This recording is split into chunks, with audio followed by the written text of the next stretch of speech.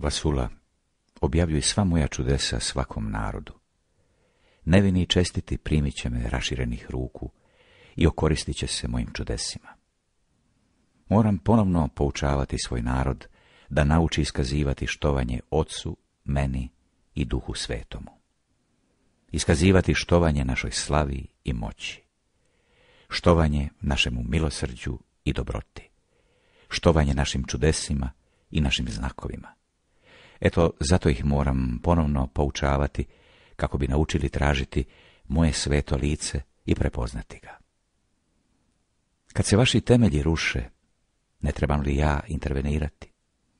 Niste li čitali da nikad nisam prestao djelovati, a povjerovati da sam prestao obogaćivati svoje stvorenje obiljem darova kao u stara vremena, najpogubnija je hereza. Svako djelo koje učinim puno je slave i veličanstva. Moja su djela uzvišena i oni kojim se raduju imaju pravo usmjeriti svoje oči na njih. Glasnice moja, pohitaj na zapovjed svojega kralja zapisivati ovu odu, dajući joj ime Oda presvetomu trojstvu. Zatim je obznani u svakome gradu, svakom kraju i časti nas. To je bio Krist Gospodin, a dalje je nastavio naš Otac nebeski. Stvorenje, ne plači, ne tuguj, nego raduj se i veseli. Neka se ne čuju tuželjke kad vam vaš stvoritelj pjeva. Namjesto toga otvorite svoje srce, tako da vas moja slava i moje svjetlo kraljevski odjenu. Ni uši ne zatvarajte svojemu kralju, koje vam donosi to bogatstvo s neba.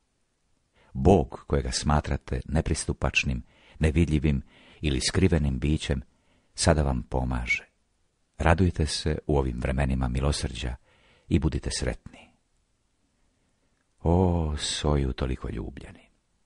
Zašto ste dopustili da vas pustošenje i propadanje toliko obuzmu i zaposjednu? Recite mi, kako sam korist primio iz vaših ruku? Kad moj narod stenje i jauče pod težinom tjeskoba ili plače pod tiranijom svojih neprijatelja, nitko ne misli zapitati gdje je Bog koji je učinio da radosna oda zazvuči. Nitko ne priznaje da je svoje ruke zaprljao bezboštvom. Ti sam osuđuješ svoj život, stvorenje. Moja vas oda sada vodi k pokajanju i k priznavanju mene.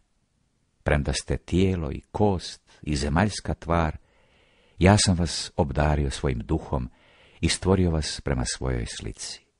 Mnogi od vas danas nevjericom pitaju, kako se to skriveno biće iznad svakog bića, potpuno nepojmljivo, koji je Bog, može očitovati na taj najmističniji način u ova naša sadašnja vremena i izraziti se tako izravnim izričajima kroz jednu od nas, koja je također prah i pepeo. Budući da vi ne možete prijeći k meni, ja sam u svojoj uzvišenoj svjetlosti i znanju voljan uputiti svoju odu tom naraštaju koje je u očajničkoj potrebi za spasenskom pomoći, objaviti vam se na ovaj način.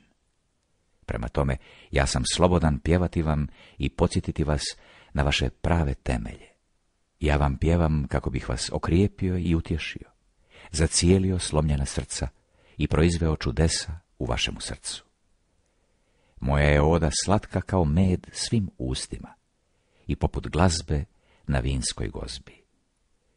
Budući da sam ja stvoritelj svih i uzrok vašeg postojanja, ja sam svuda i nitko za mene ne može reći, Bog se ne pokazuje na takav način. Kako možete izreći takve riječi kad ste vi u mraku?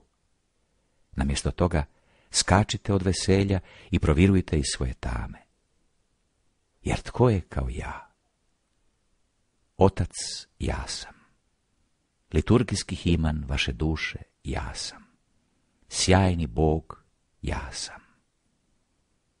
Sveto pismo kaže, blaženi čista srca, jer oni će Boga gledati. Danas, Vasula, svatko vidi toliko daleko koliko je kadar vidjeti.